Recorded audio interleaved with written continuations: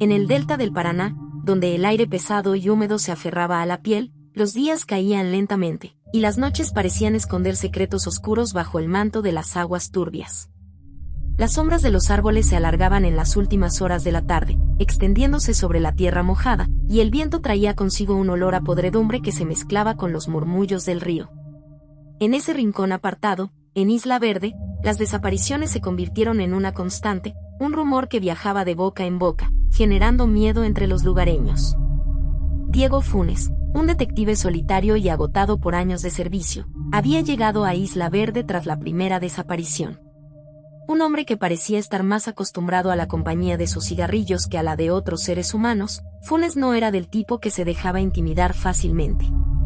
Sin embargo, había algo en el caso que lo inquietaba, algo que no podía sacudirse. La desaparición de Camila Herrera, la joven que trabajaba en un bar cercano al muelle, había sido el punto de partida. No había testigos, no había pruebas claras, solo el silencio de los sauces y la quietud del río. A su lado, Laura Campos, una detective metódica y rigurosa, intentaba desentrañar los misterios del lugar. Su interés por resolver el caso había ido transformándose lentamente en una obsesión. Cada noche, Laura revisaba los viejos archivos de la zona, buscando patrones o pistas que pudieran ofrecer alguna explicación. Pero cuanto más investigaba, más parecía que las respuestas se deslizaban entre sus dedos, como si las aguas del delta se encargaran de borrar cualquier rastro de verdad. Las desapariciones no se detuvieron con Camila. Poco después, un pescador anciano, conocido en el pueblo por su sabiduría y su profunda conexión con el río, también desapareció sin dejar rastro.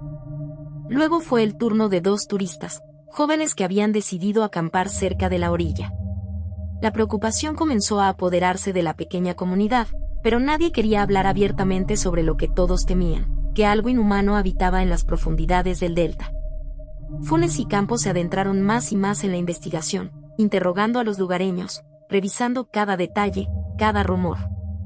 Escucharon historias antiguas, relatos de una entidad conocida como el Guardián del Agua, una figura mítica a la que, según decían, los antiguos habitantes del lugar rendían culto.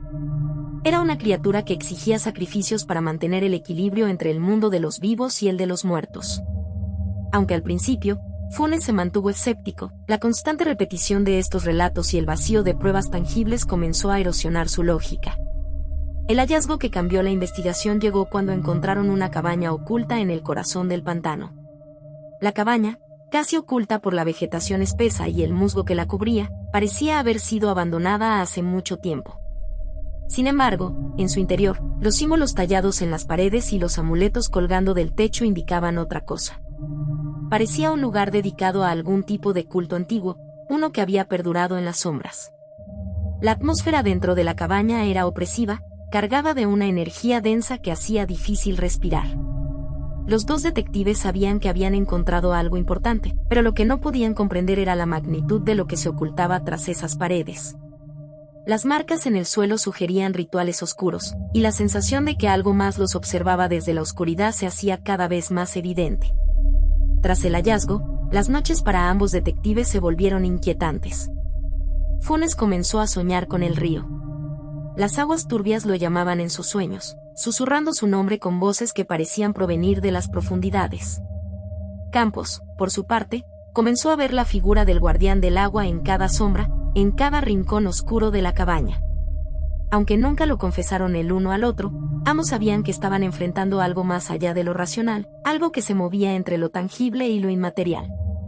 El tiempo transcurría lentamente en el delta, y con cada nuevo día, la sensación de que algo oscuro despertaba bajo las aguas crecía.